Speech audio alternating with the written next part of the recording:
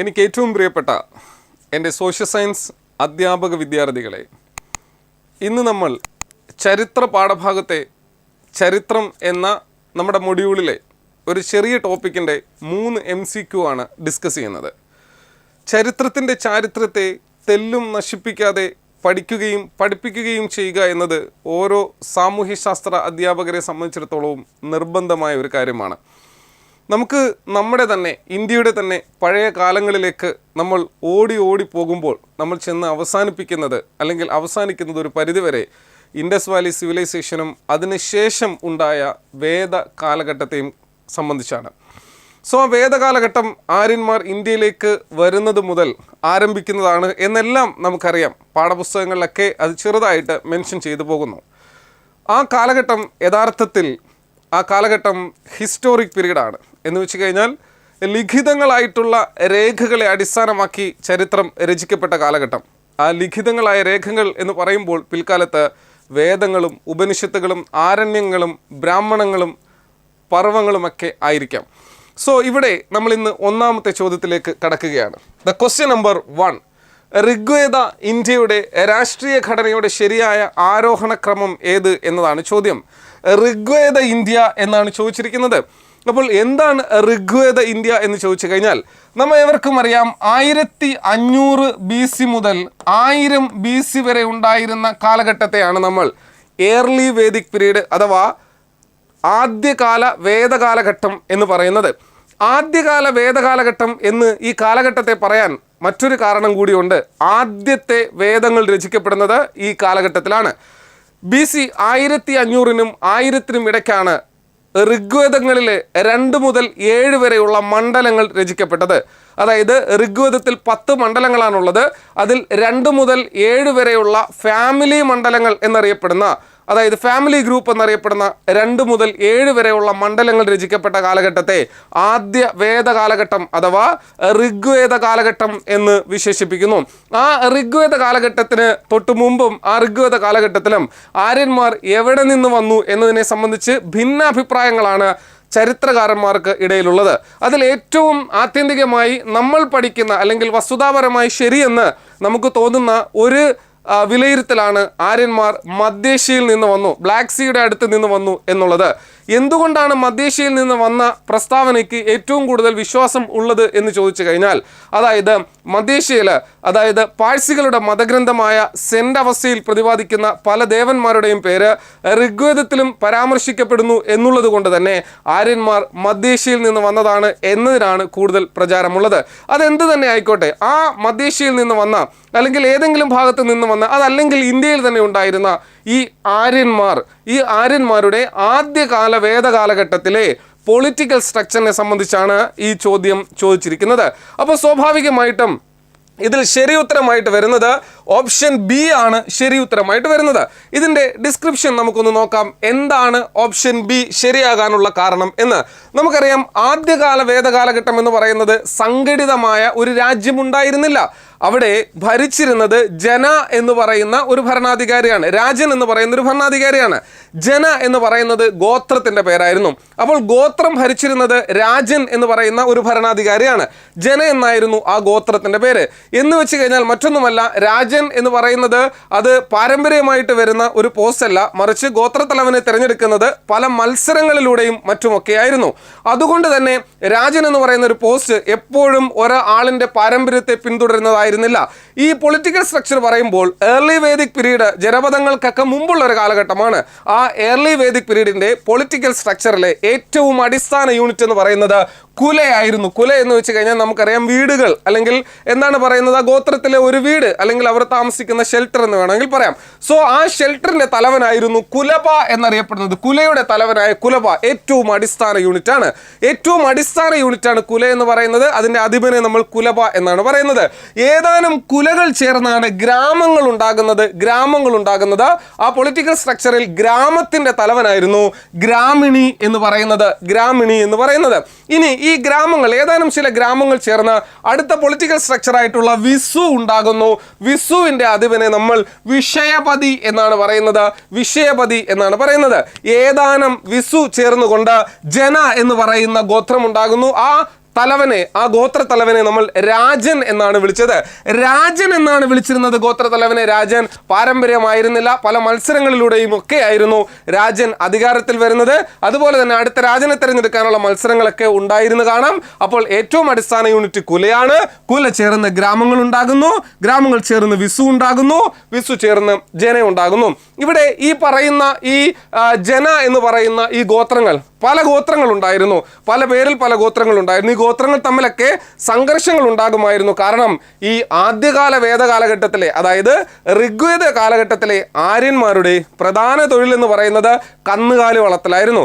അവരുടെ സമ്പത്തിന്റെ ഏറ്റവും അടിസ്ഥാനപരമായി കണക്കാക്കപ്പെടുന്നത് കന്നുകാലികളുടെ എണ്ണമായിരുന്നു. അപ്പോൾ കന്നുകാലികൾക്ക് വേണ്ടി ഗോത്രങ്ങൾ തമ്മിൽ എന്ത് ചെയ്യുന്നുണ്ട്? പരസ്പരം യുദ്ധം ചെയ്യുന്നുണ്ട്. ആ യുദ്ധത്തിനൊക്കെ നേതൃത്വം നൽകുന്നത് ഈ രാജൻ എന്ന് പറയുന്ന ഭരണാധികാരിയായിരുന്നു. അപ്പോൾ സ്വാഭാവികമായിട്ടും ആ ചോദ്യത്തെ എങ്ങനെയാണ് നമ്മൾ വിലയിരുത്തിയത്, അതിന്റെ കണക്റ്റഡ് ഫാക്ട് എങ്ങനെയാണ് പഠിച്ചത് എന്ന് നിങ്ങൾക്ക് മനസ്സിലായി കാണുമല്ലോ. ഇത് തന്നെയാണ് നമ്മൾ ഗോൾഡ് ബാച്ചിലെ എൻ്റെ റിവിഷനിലും ചെയ്യുന്നത് എന്നുള്ള കാര്യം മനസ്സിലാക്കുക.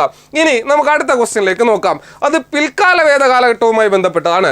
പിൽക്കാല വേദകാലഘട്ടവുമായി ബന്ധപ്പെട്ട പ്രസ്താവനകൾ വിലയിരുത്തുക എന്നുള്ളതാണ്. അതായത് ലേറ്റർ വേദിക് പീരീഡുമായി ബന്ധപ്പെട്ട പ്രസ്താവനകൾ വിലയിരുത്തുക. ഒന്നാമത്തെ സ്റ്റേറ്റ്മെന്റ് എന്താ? ഭൂമി സ്വത്തിന്റെ ഒരു വലിയ ഭാഗമായി മാറുന്നു. രണ്ടാമത്തെ സ്റ്റേറ്റ്മെന്റ് എന്താ? ഏറ്റവും പ്രധാനപ്പെട്ട രാഷ്ട്രീയ യൂണിറ്റായി ജനപദ മാറുന്നു എന്നുള്ളതാണ്. ജനപദയും മഹാജനപദയും ഒക്കെ നിങ്ങൾ കേട്ടിട്ടുള്ളതാണ്. മക്കളെ ശ്രദ്ധിക്കുക, BC 1000-നും BC 600-നും ഇടയ്ക്കുള്ള കാലഘട്ടത്തെ, 500 ഇടയ്ക്ക് ഒരുപാട് പേര് പറയുന്നുണ്ട് 500 പക്ഷെ നമുക്ക് ഏറ്റവും അംഗീകരിക്കാൻ കഴിയുന്നത് 1000 മുതൽ 600 വരെയുള്ള BC കാലഘട്ടത്തെയാണ്. അപ്പോൾ 1000 മുതൽ 600 വരെയുള്ള BC കാലഘട്ടത്തെ ഋഗ്വേദ കാലഘട്ടത്തിന് ശേഷമുള്ള കാലഘട്ടം അഥവാ എന്താണ്? ലേറ്റർ വേദിക് പീരീഡ്, പിൽക്കാല വേദ കാലഘട്ടം എന്നാണ് പറയുന്നത്. കാരണം ഈ ഋഗ്വേദത്തിന് ശേഷമുള്ള യജുർവേദവും സാമവേദവും അഥർവവേദവും ബ്രാഹ്മണങ്ങളും ആരണ്യകങ്ങളും ഉപനിഷത്തുകളും ഒക്കെ രചിക്കപ്പെട്ടത് ഈ പറയുന്ന പിൽക്കാല വേദ കാലഘട്ടത്തിലാണ്. അതുപോലെ തന്നെ ഋഗ്വേദത്തിലെ 1, 8, 9, 10 എന്നീ മണ്ഡലങ്ങൾ രചിക്കപ്പെട്ടതും ഈ ലേറ്റർ വേദിക് പീരീഡിലാണ്. അപ്പോൾ സ്വാഭാവികമായും ഈ പറയുന്ന ആദ്യകാല വേദ കാലഘട്ടത്തിലെ ജനങ്ങൾ ഇന്ത്യയുടെ വടക്ക് കിഴക്ക് ഭാഗത്താണ് താമസിച്ചിരുന്നത്. ഈ വടക്ക് കിഴക്ക് ഭാഗത്ത് താമസിക്കുന്ന ഇവർ ഇരുമ്പ് കണ്ടെത്തുകയും പിന്നീട് ലേറ്റർ വേദിക് പീരീഡിൽ ഈ വടക്ക് കിഴക്ക് നിന്ന് ഇന്ത്യയുടെ മധ്യഭാഗത്തും വടക്ക് ഭാഗത്തും ഇന്ത്യയുടെ തെക്ക് ഭാഗത്തേക്കുമായി അവർ നിലയുറപ്പിക്കുകയും ചെയ്തു. എങ്ങനെയാണ് ഈ വടക്ക് കിഴക്ക് ഭാഗത്ത് നിന്ന് അവർ ഈ പറയുന്ന തെക്കും വടക്കും അതുപോലെ തന്നെ മധ്യഭാഗത്തേക്കും എത്തിപ്പെടാൻ കാരണമെന്നത് ചരിത്രകാരന്മാർ പറയുന്നു. ചില ഗ്രന്ഥങ്ങളിൽ പറയുന്നുണ്ട്, ഇവർ ശ്യാമ എന്ന് പറയുന്ന അല്ലെങ്കിൽ ആര്യ എന്ന് പറയുന്ന ഒരു ഉപകരണം ഉപയോഗിച്ചു എന്നുള്ളതാണ്, അല്ലെങ്കിൽ ഒരു ലോഹം ഉപയോഗിച്ചു എന്നുള്ളതാണ്. ഈ ശ്യാമയെ വിളിക്കുന്നത് നമ്മൾ ഇന്നത്തെ ഇരുമ്പാണ്.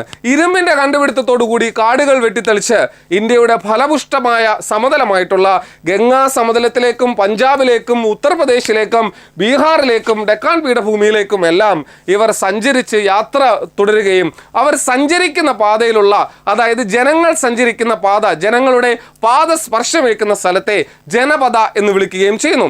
അപ്പോൾ കുലയും വിസുവും ഗ്രാമവും അതുപോലെ തന്നെ ജനയും എല്ലാം മാറിയിട്ട് ജനപദ എന്ന് പറയുന്ന ഒരു സംവിധാനത്തിലേക്ക് അവർ മാറുകയാണ്. ജനപദ എന്ന് പറയുന്ന ഒരു സംവിധാനത്തിലേക്ക് മാറിയപ്പോൾ അവർക്ക് മണ്ണായി, അതായത് ഭൂമിയായി സ്വത്തിന്റെ ഒരു പ്രധാനപ്പെട്ട ഭാഗം എന്ന് പറയുന്നത്, അതിനു മുമ്പ് അവർ കന്നുകാലി വളർത്തലായിരുന്നല്ലോ, അതിൽ നിന്നും മാറി ഫലപുഷ്ടമായിട്ടുള്ള മണ്ണും ജലസേചന സൗകര്യവുമൊക്കെ അവർക്ക് ലഭിച്ചപ്പോൾ അവർ കൃഷി ചെയ്യാൻ തുടങ്ങി. ആദ്യകാല വേദകാലഘട്ടത്തിലും അവർ കൃഷി ചെയ്തിരുന്നു, പക്ഷേ അത് പ്രധാനമായ ഒരു മാർഗമായിരുന്നില്ല, ജീവിത മാർഗമായിരുന്നില്ല. പക്ഷേ പിൽക്കാലത്ത് കൃഷി എന്ന് പറയുന്നത് അവരുടെ പ്രധാന ഉപജീവന മാർഗമായി മാറുകയും സ്ഥലങ്ങൾ വെട്ടിപ്പിടിക്കുകയും പിന്നീട് അത് രാഷ്ട്രീയ യൂണിറ്റ് ആയിട്ടുള്ള ജനപദങ്ങളുമായി മാറുകയും ചെയ്തു. കോസി, മഗധ എന്നൊക്കെ പറയുന്ന നിരവധിയായിട്ടുള്ള ജനപദങ്ങളെ കുറിച്ച് നിങ്ങൾ കേട്ടിട്ടുണ്ട്. അപ്പോൾ ഇവിടെ പിൽക്കാല വേദകാലഘട്ടവുമായി ബന്ധപ്പെട്ട 2 പ്രസ്താവനകളും ശരിയാണ് എന്നാണ് നമുക്ക് വിലയിരുത്താൻ കഴിയുന്നത്. രണ്ടും ശരിയെന്നുള്ള ഓപ്ഷൻ സി ആണ് ശരിയായിട്ടുള്ള ഉത്തരം. നിങ്ങൾക്ക് കണ്ടന്റുകളെ എങ്ങനെയാണ് കഥാരൂപത്തിൽ പഠിക്കുന്നതെന്ന് ഞാൻ വേഗത്തിൽ പറയുകയാണ്, കാരണം നമുക്ക് ഇത് ഇത്രയും വിശദീകരിക്കാൻ സമയമില്ല. ഇത് ഡെപ്തിലുള്ള പോർഷനാണ്. So we are going to move the third question. മൂന്നാമത്തെ ക്വസ്റ്റ്യനിലേക്ക് നമുക്കൊന്ന് നടക്കാം. പിൽക്കാല വേദകാലഘട്ടത്തിലെ രാജപദവി അല്ലേ? നേരത്തെ നമ്മൾ രാജൻ എന്ന് പറയുന്നത് ആദ്യകാല വേദകാലഘട്ടത്തിലെ ഒരു എക്സ്ട്രീം പവർ ആയിരുന്നുവെങ്കിൽ പിൽക്കാല വേദകാലഘട്ടത്തിൽ രാജാവ് ഉണ്ടാകുന്നു. ആ രാജാവിനെ സംബന്ധിക്കുന്ന പ്രസ്താവനകളാണ് ചോദിച്ചിരിക്കുന്നത്. രാജാവ് ജനപദത്തിന്റെയോ രാഷ്ട്രത്തിന്റെയോ സമ്പൂർണ്ണ ഭരണാധികാരിയായി മാറി. രാജാവിന്റെ സ്ഥാനം പാരമ്പര്യമായി മാറുകയും പലപ്പോഴും മൂത്ത മകനിലേക്ക് പോവുകയും ചെയ്തു. രാജാവ് തന്റെ ശക്തിയും പ്രതാപവും വർദ്ധിപ്പിക്കുന്നതിനായി രാജസൂയം, അശ്വമേധം, വാജപേയം തുടങ്ങിയ ആചാരങ്ങൾ അനുഷ്ഠിച്ചു. രാജാവ് ദൈവിക വംശത്തിന്റെ തലത്തിലേക്ക് ഉയർത്തപ്പെടുകയും ദൈവത്തിന്റെ പ്രതിനിധിയായി കണക്കാക്കപ്പെടുകയും ചെയ്തു. സ്റ്റേറ്റ്മെന്റുകൾ എല്ലാം ശരി, 3 ഒഴികെ എല്ലാം ശരി, 1, 2, 4 മാത്രം ശരി, 1 ഒഴികെ എല്ലാം ശരി. മനസ്സിൽ നിങ്ങൾ ഒരു ഉത്തരം ആലോചിച്ചു വെക്കുക. ഞാൻ ഇതിന്റെ എക്സ്പ്ലനേഷനിലേക്ക് കടക്കുകയാണ്. പ്രിയപ്പെട്ട മക്കളെ, ശ്രദ്ധിക്കേണ്ട ഒരു പ്രധാനപ്പെട്ട കാര്യം ഒന്നാമത്തെ സ്റ്റേറ്റ്മെന്റ് ഒന്ന് നോക്കാം. അതായത് കുലയും ഗ്രാമവും വിശ്വവും അതുപോലെ തന്നെ ജനയുമായിരുന്ന ഒരു പൊളിറ്റിക്കൽ സ്ട്രക്ചർ ഉണ്ടായ ഒരു കാലഘട്ടത്തിൽ നിന്ന് ജനപദത്തിലേക്ക് മാറുമ്പോൾ അതിൻ്റെ സമ്പൂർണ്ണ അധികാരിയായിട്ട് രാജാവ് എന്ന് പറയുന്ന ഒരു പദവി വരികയാണ്. ആദ്യകാല വേദകാലഘട്ടത്തിൽ പല മത്സരങ്ങളിലൂടെയുമാണ് രാജനെ തിരഞ്ഞെടുത്തതെങ്കിൽ ഇവിടെ സ്വാഭാവികമായും അത് പാരമ്പര്യമായിട്ട് മാറുന്ന ഒരു കാഴ്ച നമുക്ക് കാണാം. പാരമ്പര്യമായി മാറുമ്പോൾ തന്നെ ആ രാജാവിൻ്റെ രാജാധികാരം നിലനിർത്താൻ വേണ്ടിയുള്ള ചില നടപടികളും അവർ സ്വീകരിക്കാറുണ്ട്. അതിൻ്റെ ഉൽപ്പന്നമായിരുന്നു വാജപേയം, അശ്വമേധം, രാജസൂയം. വാജപേയം, അശ്വമേധം, രാജസൂയം എന്ന് പറയുന്ന ഈ പറയുന്ന നിരവധി ആചാരങ്ങൾ രാജാവ് അനുഷ്ഠിക്കുകയാണ്. രാജാവ് അനുഷ്ഠിക്കുന്നത് രാജ്യത്തിന്റെ പുരോഗതിക്കും പ്രജകളുടെ പുരോഗതിക്കും വേണ്ടിയാണ് എന്നതാണ് പറഞ്ഞു വെക്കുന്നത്. ഇതിന് രാജാവിനെ സഹായിക്കുന്നത് ബ്രാഹ്മണിക്കൽ മേധാവിത്വത്തിലെ പുരോഹിതന്മാരായിരുന്നു. അപ്പോൾ രാജവംശവും അതുപോലെ തന്നെ പുരോഹിത വർഗവും അതിശക്തമായ രീതിയിൽ മുന്നോട്ട് വരികയാണ്. ആദ്യകാല വേദകാലഘട്ടത്തിൽ ചാതുർവർണ്ണത്തെ സംബന്ധിച്ച വലിയ പ്രസ്താവനകളൊന്നും തന്നെയില്ല. ഒരു കുടുംബത്തിലുള്ള ഒരാൾ തന്നെ വേണമെങ്കിൽ പുരോഹിത പണിയായിട്ടുള്ള ബ്രാഹ്മണന്റെ പണിയും അതുപോലെ തന്നെ യുദ്ധത്തിന് വേണ്ടിയുള്ള ക്ഷത്രിയന്റെ പണിയും അതുപോലെ തന്നെ കച്ചവടത്തിന് വേണ്ടിയുള്ള വൈശ്യന്റെ പണിയും അതുപോലെ തന്നെ വൃത്തിയാക്കലുള്ള അല്ലെങ്കിൽ സഹചാരിയായിട്ടുള്ള ശൂദ്രന്റെ പണിയും ഒക്കെ ചെയ്യാൻ പറ്റുന്ന ചാതുർവർണ്ണത്തിന് വലിയ അടിസ്ഥാനം ഉണ്ടായിരുന്ന ഒരു കാലഘട്ടമായിരുന്നു ഋഗ്വേദ കാലഘട്ടം. എന്നാൽ ചാതുർവർണ്ണത്തിൽ അധിഷ്ഠിതമായ ഒരു സൊസൈറ്റിയെ കെട്ടിപ്പടുത്ത് ഉയർത്തുന്നത് ഈ പറയുന്ന പിൽക്കാല വേദകാലഘട്ടത്തിലാണ്.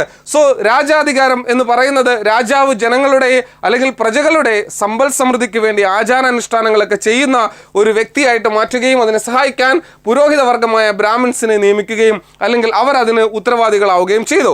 നാലാമത്തത്, രാജാവ് ദൈവിക വംശത്തിന്റെ തലത്തിലേക്ക് ഉയർത്തപ്പെടുകയും ദൈവത്തിന്റെ പ്രതിനിധിയായി കണക്കാക്കപ്പെടുകയും ചെയ്തു. സ്വാഭാവികമായും രാജാധികാരം എന്നും നിലനിൽക്കാൻ വേണ്ടി രാജാധികാരം ദൈവദത്തമാണെന്നും രാജാവ് ദൈവത്തിന്റെ പ്രതിനിധിയാണെന്നും രാജാവിനെ നിഷേധിച്ചാൽ ദൈവത്തെ നിഷേധിക്കുന്നതിന് തുല്യമാണ് എന്നുള്ള വസ്തുതകളും ഊട്ടിയുറപ്പിച്ച് രാജാധികാരം ജനപദങ്ങളിൽ ശക്തമായ ഒരു കേന്ദ്രമായി മാറുന്നു. രാഷ്ട്രത്തിന്റെ അല്ലെങ്കിൽ ജനപദത്തിന്റെ അധികാരിയായിട്ട് രാജാവ് മാറുന്നു. ഈ 4 സ്റ്റേറ്റ്മെന്റും ശരിയാണ്, എല്ലാം ശരി എന്നുള്ളതാണ് ഇതിന്റെ ഉത്തരം. സോ ഇത്തരം ക്ലാസ്സുകളാണ് നമ്മൾ HSA സോഷ്യൽ സയൻസിന് നമ്മൾ പ്രൊവൈഡ് ചെയ്യുന്നത്. സോ എത്രയും വേഗം നിങ്ങളുടെ സമയം നഷ്ടപ്പെടുത്താതെ ജോയിൻ ചെയ്യൂ. Join entry app.